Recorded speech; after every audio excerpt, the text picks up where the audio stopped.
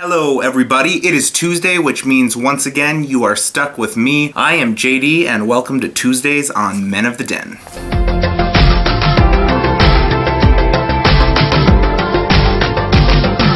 Okay, so this is my second video on the channel. Thank you so much for everyone who watched last week. I really enjoyed doing the lip-syncing karaoke challenge. This week is viewer's choice, and after looking at all of the topics that have been submitted throughout the channel, on our Facebook page, even in direct messages that we've received, I have decided to do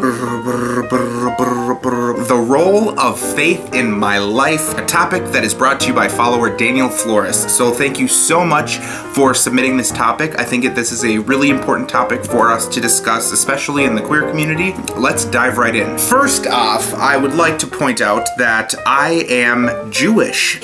I was not born into Judaism. I actually grew up Methodist in the Christian household, and I converted in college, which we will discuss in a little bit. But to start things off, I figured I would put on my yarmulke and tell you that is how you say yarmulke.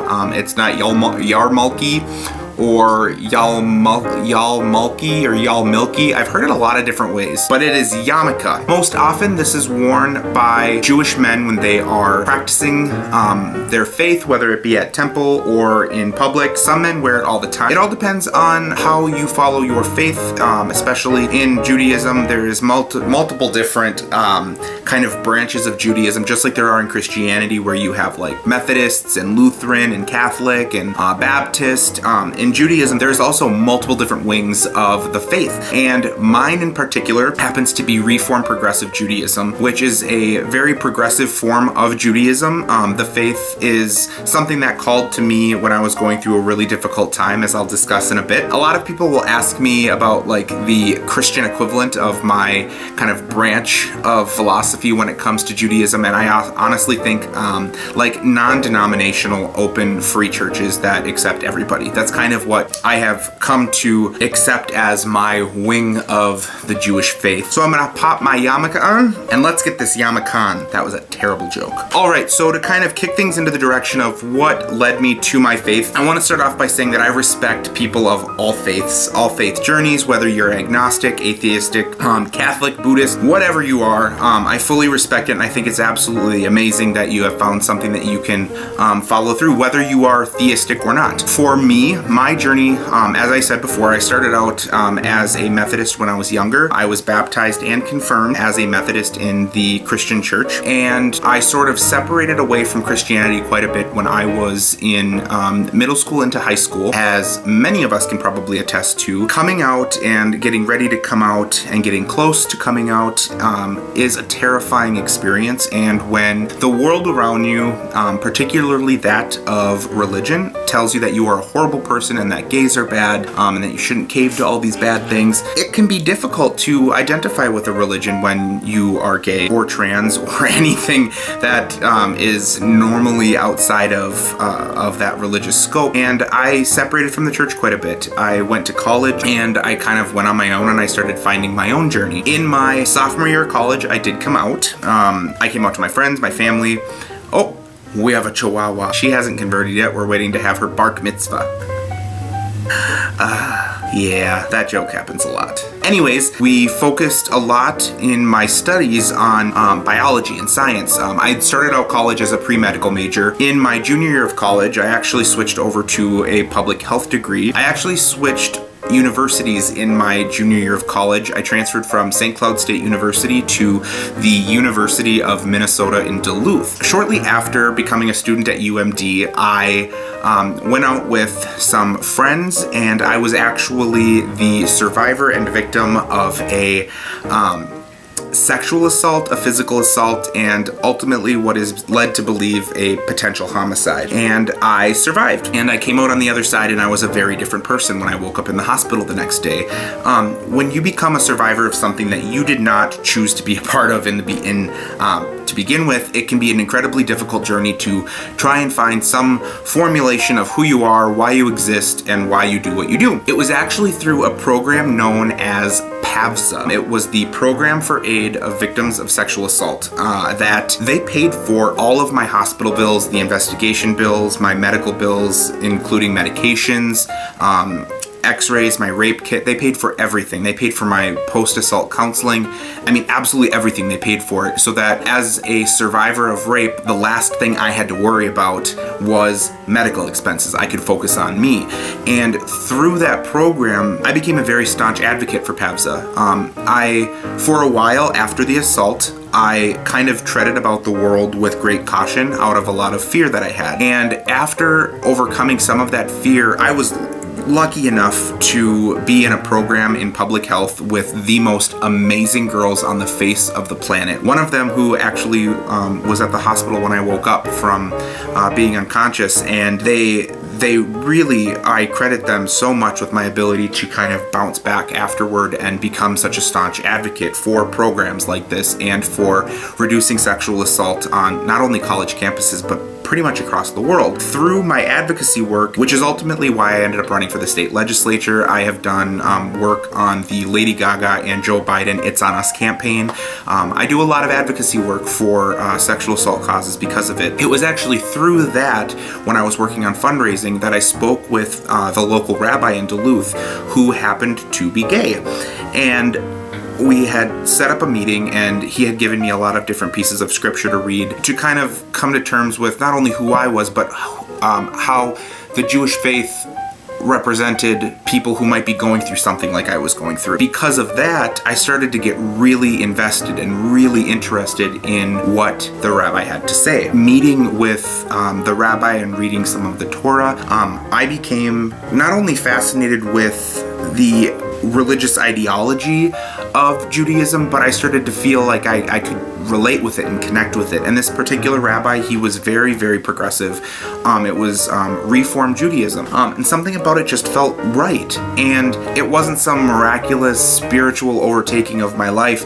Rather, hearing the way that my rabbi went about his life as a gay man, and finding a connection to something that was greater than himself, I could feel that and I could see that, and part of it could be how I was raised, a part of it could be how I experienced the world around me before, during, and after my assault. But at one point or another, it felt like something that I really wanted to invest in, and I started to convert, and I started to go to temple more often, and I started to meet with my rabbi almost weekly. We would talk about my life, how I relate to different readings that I read in the Torah. One of the holidays that had come up was Passover.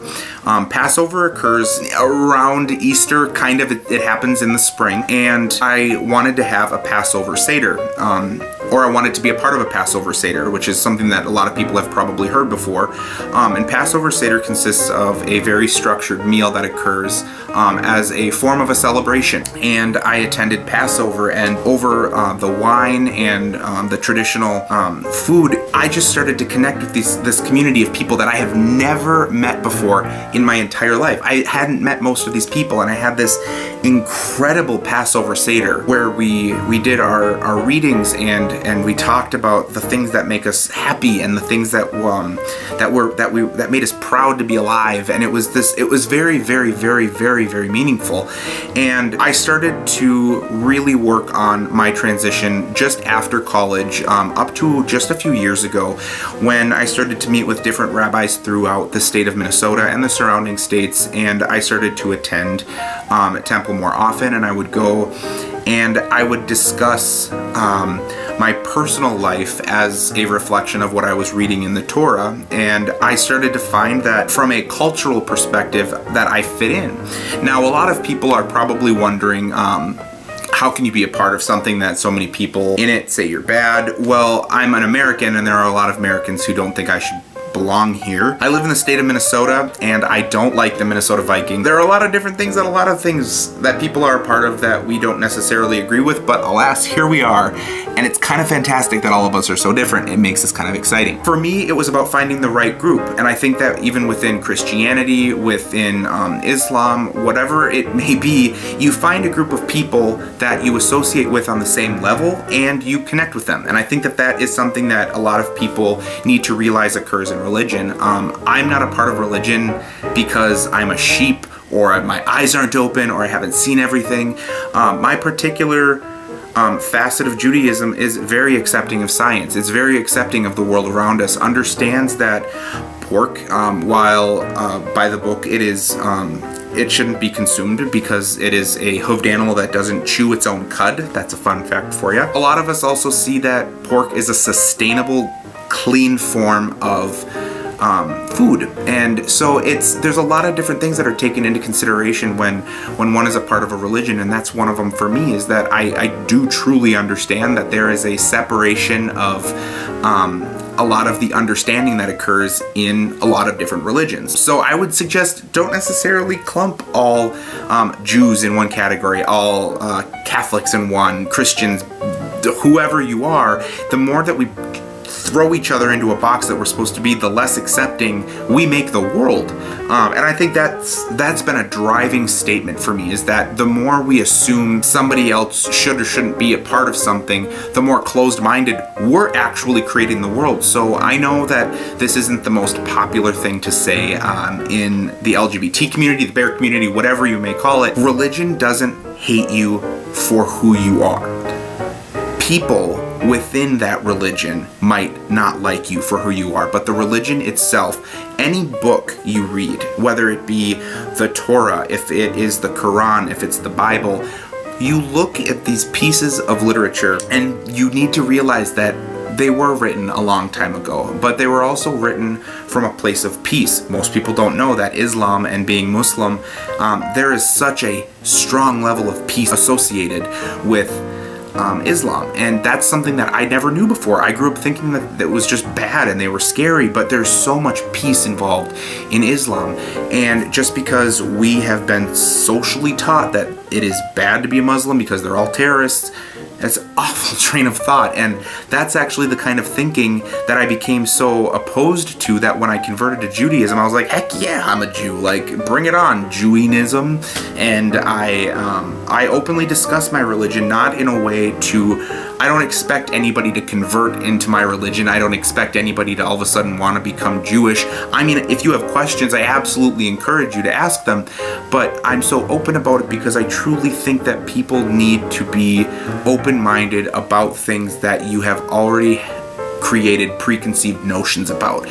Growing up gay, you think that religion hates you. It doesn't hate you. There are people within it that might not like you for who you are, but they're not the right people and they don't represent that religion. I like that I can identify who I am, and it doesn't necessarily mean that I have to be conservative or liberal or Trump. I'd be kind of sad if Trump ever wore a yarmulke.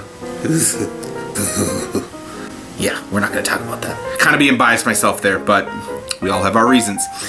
Anyway, so in my day-to-day life, I look at being Jewish as an opportunity to consistently remind people that we love one another, that you might be different, but I accept you for who you are. One of the things that I have always refused to say, even in the last few months, with Trump being president, and a lot of people were very quick to say, oh, if you like Trump, get off my Facebook page, we have nothing more in common.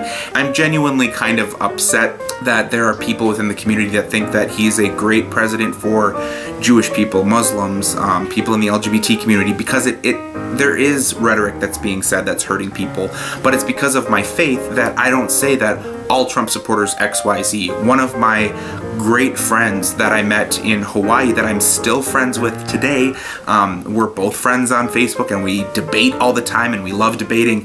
She is from Texas. She is a minority and she voted for Trump and still supports him. And I don't shun her or say that we can't be friends just because of that. She has very specific reasons why she supports who she does. The fact that somebody can be friends with somebody so different from themselves and connect, and we connect politically, we connect socially. We had the time of our lives out in Hawaii. You know who you are, and we made a lot of trouble out there in Hawaii. But it's those kind of relationships that you learn to build that I think is what my religion is all about. It's being friends with, if I was only friends with gay Jews, I can think of a handful of people I would actually be friends with. But being able to coexist with other people throughout the world is to me such a huge part of Judaism, and I truly think that having a strong connection to faith in one facet or another is important for people. If you're atheistic or you're agnostic, that's fine, but exercise it in a way that makes you open-minded with an open heart. That's what I think is the biggest role of faith in my life, is that it has taught me to have an open mind and an open heart about so many different things, that I can be gay, Jewish, disabled, all of the above, and no one treats me differently that's in my circle. If you treat me differently because of who I am or what I represent or my political ideologies, that's concerning. Do I express my opinion when I am dissatisfied with something? Absolutely. Just as I would express my sheer joy with something. I have my faults, and I think that that's important for people to also know. I'm not saying that I'm a saint or that I'm a perfect person because of my faith. I am definitely flawed. I definitely have my moments of weakness on social media, in public, when I get angry and frustrated, and I might contradict some things that I've said before, but I will always own up to it. And I think that that is something that many people struggle with in their day-to-day lives. So, that being said, that is ultimately the role of my faith, Judaism, in my day-to-day life, how I exist, how I view the world around me, and why it is I do the things that I do. Like I said, my coworkers love the fact that I'm gay and Jewish and I am the Junicorn, and I get a lot of unicorn gifts from my coworkers. And all in all, it just has made me a very well-rounded person to be able to connect to something. And as I said before, if the thing you're connected to is non-theistic, that's awesome. Make it who you are, own it, but don't shun people for what they are. So, there you have it. The role of faith in my life, being a Jew.